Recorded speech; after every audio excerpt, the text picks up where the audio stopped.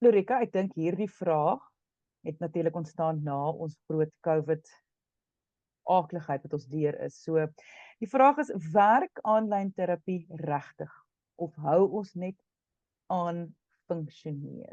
Nogal snaaks die tweede deel, of hou ons net aan funksioneer, maar ja, werk aanlyn terapie regtig? Want dit voel baie keer dat om terapie te kan regtig laat werk, moet 'n mens in dieselfde kamer wees. Hoorie Lise, hierdie was 'n gevaarlike vraag om vir my te vra, want ek is baie passievol oor aanlyn terapie. Uit die aard van my besigheid en die aard van Dynamic Health wat ons begin het in 2019, wat ek nou 'n bietjie net konteks vir sal gee. Maar op die webtuiste, as iemand my nie vandag glo in hierdie gesprek nie, ek dink ek het 12 wetenskaplike artikels wat hulle bewys hoe effektief aanlyn terapie is. Soos met enige tipe terapie is daar lokvalle en ek gaan hulle definitief vandag uitlig, maar aanlyn terapie het geestesgesondheidsbehandeling so toeganklik gemaak vir mense reg oor die wêreld. Ek sien kliënte in my praktyk letterlik van Kanada tot Japan, tot Europa, tot Nieu-Seeland en Australië, en aanlyn terapie het dit vir ons moontlik gemaak en het dit toeganklik gemaak vir mense wat andersins nooit ooit voor 'n sielkundige sou kon gesit het nie. Dit het die res van hulle lewens verander, want hulle kon deur middel van terapie die werk doen en verantwoordelikheid neem, en nou het hulle lewenstoekoms net so 'n meer helder uitkyk en daar's opwinding daar. So ek wil dit sommer alreeds vir die kykers en lesers sê, ek is baie passievol hieroor, so as jy nie daarmee saamstem nie, kan jy sommer nou al jou radio afsit, maar ek is baie opgewonde om daaroor te gesels. So in 2019 het ek besef toe ek op my eerste kraamverlof was, dat in Suid-Afrika alleenlik is daar mammas wat in klein dorpies sit, wat stoksiel alleen 'n babietjie gehad het, stoksiel alleen deur seker die grootste aanpassing van hulle lewens gaan, en hulle het letterlik niemand om hulle te ondersteun nie. En daai dag het ek besef, daar moet 'n manier wees om by daai mammas uit te kom. So dis maar net een klein komponent van ons samelewing van mense wat nie toegang het tot sielkundige benadering en sielkundige ondersteuning nie. Maar ek meen reg oor die wêreld, daar's lande waar daar nie 'n enkele sielkundige geregistreerd is nie. Daar's lande waar die terapie so duur is dat dit onbekostigbaar is om vir 'n professionele individu te sit. So wanneer jy byvoorbeeld uit Europa, waar jy gemiddeld tussen 5.500 en 7.500 rand vir een terapie sessie sal betaal, kan jy aanlyn connect met 'n sielkundige byvoorbeeld in Suid-Afrika en jy betaal dan 1.400 rand vir 'n sessie vir terapie. Dis 'n massiewe verskil.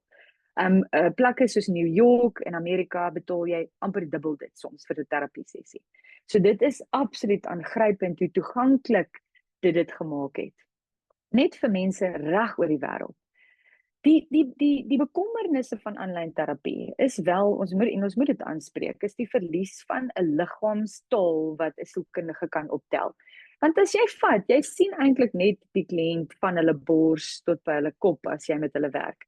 Daar is gevalle waar jy die hele persoon kan sien afhangend van hoe ver die kamera van hulle afgesit is. Maar daar is wel daai verlies wat jy het in 'n kamer. So ek sê altyd, as jy 'n baie ervare sielkundige is, dan kan jy daai lokval oorkom in terapie, aanlyn terapie.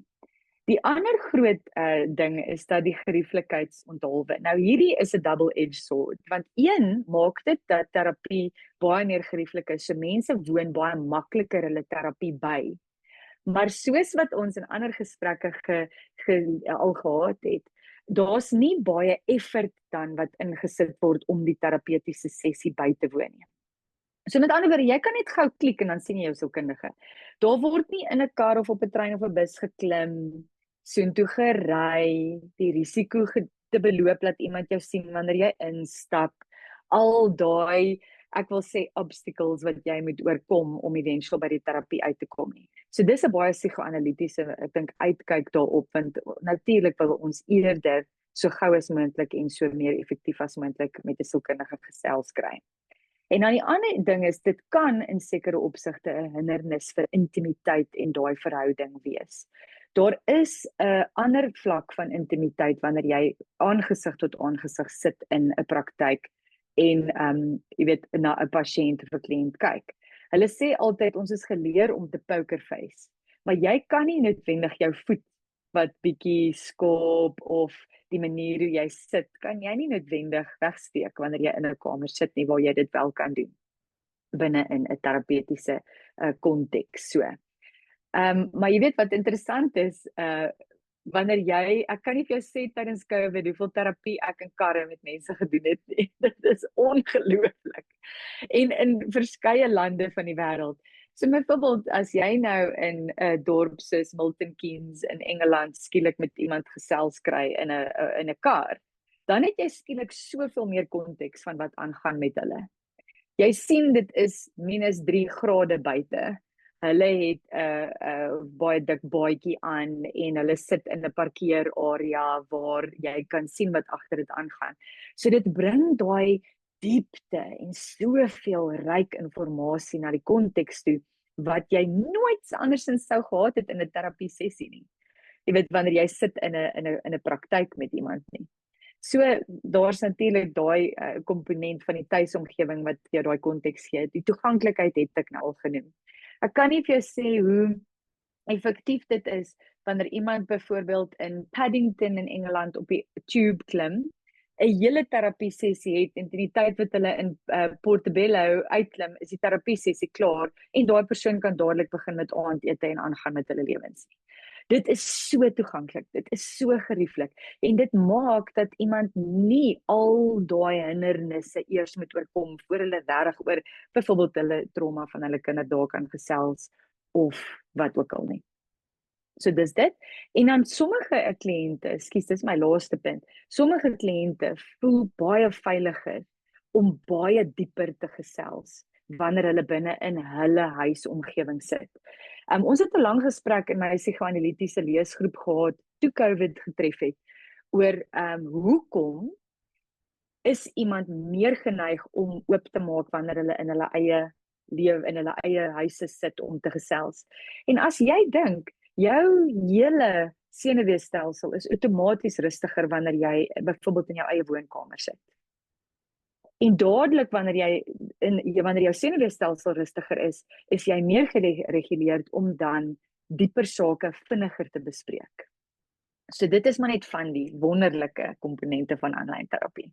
Ek is absoluut vir dit, want presies soos wat jy sê, veral in Suid-Afrika, as jy gaan kyk, as jy kan dit maar net Google en jy kan vra waar is al die sielkundiges in Suid-Afrika, wys dit vir my op 'n kaart. Ja. Die liggies is bo, daar Gauteng, dan is die liggies hier onder en dan is daar so 3 liggies hier in die Suidkus en dan basically daar Bloemfontein nog 'n bietjie en miskien in Durban en dan is dit donkerte. En dit is vir my die plaasgemeenskappe, die mense wat nooit daai kans kry nie. Maar wat ek by jou hoor en dit is vir my fantasties, is een om te gaan vir terapie voel baie keer jy gaan beheer verloor. Iemand anders gaan nou beheer neem van jou en jou lewe. Dit het altyd daai gevoel, daai vrees van dit jy's buite beheer want jy weet nie wat om te verwag van hierdie hele ding wat nou met jou gaan gebeur in terapie nie. Dit is deel van die stigma wat ons nog mee sukkel en ek dink dit help so baie dat jy kan by jou huis sit of op 'n trein sit of waar jy wil. Daar gee jy 'n klein bietjie gevoel van jy is nog aan beheer van iets. En dit dink ek kan nogal baie help. Dan die ander ding is, wanneer jy besluit om terapie te gaan doen en iemand forceer jou nie, dis nie iets wat en jy besef dis iets wat jy graag wil doen. Daai verantwoordelikheid neem van dit is nie in persoon met iemand nie. Daar is nie daai klein soos hy sê die klein hobbeltjies wat jy moet deurgaan, die obstacles nie. Hulle is nie daar nie. So jy moet baie mooi die verantwoordelikheid kan neem vir jou terapie en jou sessies. Om nie jou eie tyd en jou geld te mors nie. So dis is hierdie wonderlike ding wat tot jou beskikking is, wat ek dink mense nog steeds gebruik, want hulle is verskriklik bang daarvoor. Hulle is bang vir wat dit gaan doen, en ek sal dit maar doen, maar net 1 sessie. Praat met die persoon en vind uit wat gaan gebeur. Stem jy saam? Want ek bedoel, baie keer is terapie nie vir almal nie. Maar vind net uit vir jou.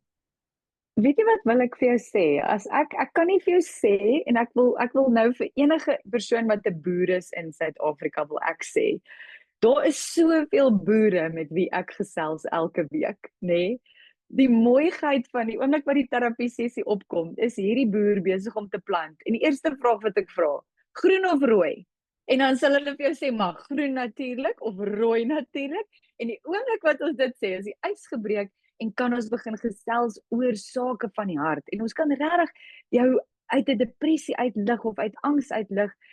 Jy weet, ek dink net en ek wil spesifiek net gou hier noem, om 'n boer te wees in Suid-Afrika is ongelooflik swaar. Maar jy dra direk by tot die vooruitgang van ons land. Dit is 'n wonderlike beroep om te hê, maar dis regtig swaar. As jy vat wat nou onlangs met die reën gebeur het, eers verdrink die goed. Laas jaar het hulle nie genoeg reën gekry nie. Die stres wat daarmee gepaard gaan. En ek wil saam met dit wil ek sê, terapie is maar soos enigiets waar jy vasbyt in 'n verhouding met mense. En jy byt vas met jou terapeut vir 'n tydperk. Jy sal eventueel weet wanneer die tyd is om 'n ander terapeut te kry. Maar ek vind veral wanneer ek werk met mense in Suid-Afrika, as hulle die moed bymekaar kan skraap om net 'n paar sessies by te dra en by te bring, dan begin hulle self betekenis vind in daai terapeutiese proses. Dis verskriklik mooi. Wanneer dit kom by aanlyn terapie, wil ek sê, daar's 'n paar riglyne wat ek net hier wil noem. Die ene is om 'n ervare terapeut te kies. Kry iemand wat al 'n paar jaar lank aanlyn terapie doen as jy reeds bekommerd is daaroor. Die ander ding is om intentioneel plek te skep in jou dag vir terapie. En ek weet ek het nou genoem van die boer wat besig is om te plant, maar dit is ook intentioneel. Jy weet, om te plant, dis 'n 12 ure 'n dag oefening. So daar's nie ander tyd om dit te doen nie. Al trek jy die trekker net af vir daai uur, gesels dan en ons gesels lekker saam. Die ander ding is om afleidings te probeer afskakel en regtig intentioneel te wees. Dit gebeur soms dat jy in die middel van 'n terapie sessie 'n oproep kry en as dit belangrik is, dan vat jy definitief daai oproep. Dit help nie dat die sessie nou vir jou angs veroorsaak nie, maar probeer net intentioneel wees daaroor. En dan die ander ding is om die sessie te eer en dit dra naby tot by wat ek net nou genoem het. Dit is 'n ware verhouding, nê? Nee? Dis ook 'n produktiwiteitsinstrument in jou lewe. As jy daai verhouding met iemand kan leer handhaaf, dan leer jy verhoudings handhaaf met almal om jou. En as jy reeds so geïsoleerd is, byvoorbeeld 'n boer in Suid-Afrika, dan help dit om vir jou konteks te gee, 'n buiteperspektief te gee en ja, net om jou lewe te verryk. Daar steek my klank aan nie. Ons gaan definitief nog weer 'n program doen oor juis hoekom 'n terapeut bo sê net maar iets soos jou familie of jou vriende of sulke goede. Dis nie altyd die beste keuse in alle gevalle nie, maar om te verduidelik waar kan dit 'n baie belangrike rol speel. Maar mense, indien jy vrae het, kan jy e-pos stuur na wieisek@wieisek.co.za. Daar is ook leesstof oor hierdie spesifieke onderwerp op WSX se webtuiste, wieisek.co.za.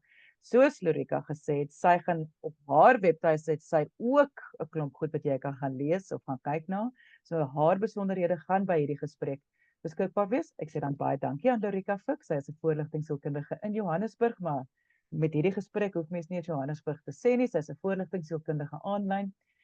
So deel die gesprek. Luister mense, daar is mense in hierdie wêreld wat hulp nodig het en nie daarby kan uitkom vir alle logistiese redes nie. So hier is 'n oplossing. Deel asseblief die gesprek, maar aan die einde van die dag kan ons net vra dat jy moet altyd mooi kyk na jouself.